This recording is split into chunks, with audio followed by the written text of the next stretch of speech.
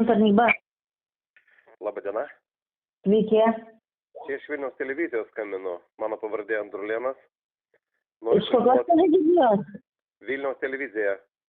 O dar kokia yra televizija? Aš jums užduodu klausimus, nepykit.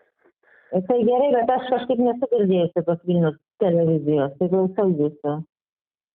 Aš noriu jūsų paklausti, kokia yra galimybė susitikti Vilniaus kalėjime su nuteistaisiais.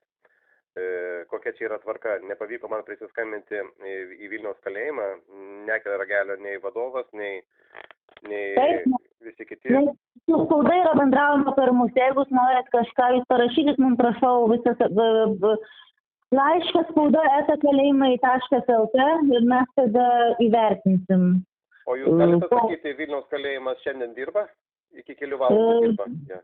Iki 5, bet jie su žurnalistais visi tokios užklausos su spauda. Jie net nežino, kad aš žurnalistas, jie net nekelia ragelio, nurodytais. Tai aš čia negaliu žinoti, kaip iš juos pasakyti. Aš nedirbu Vilniaus kalėjime. Gal jūs žinote, kas yra atsakingas už Vilniaus kalėjimą į departamentą, tai yra tarnyba jūsų?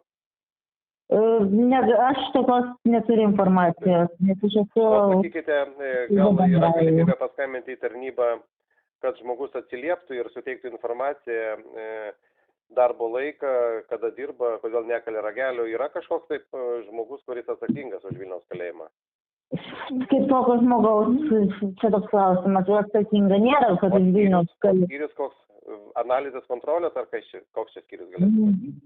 Negaliu šito pasakyti. Yra mūsų bendrasis numeris 9003 galas. Nekelia ragelio niekas.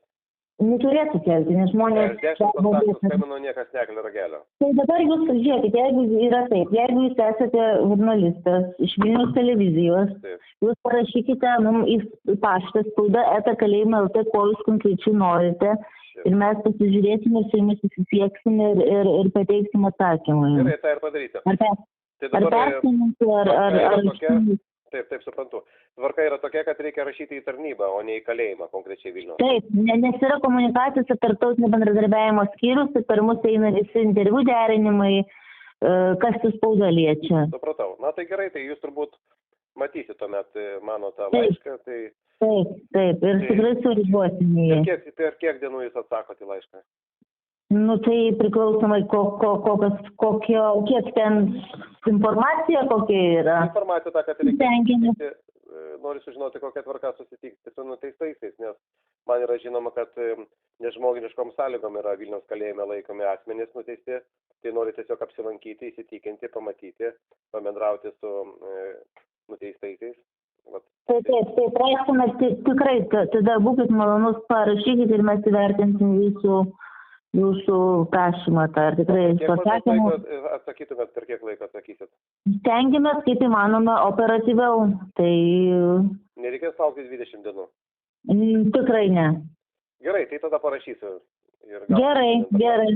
Lauksime jūsų iki sudėjimo. Gero.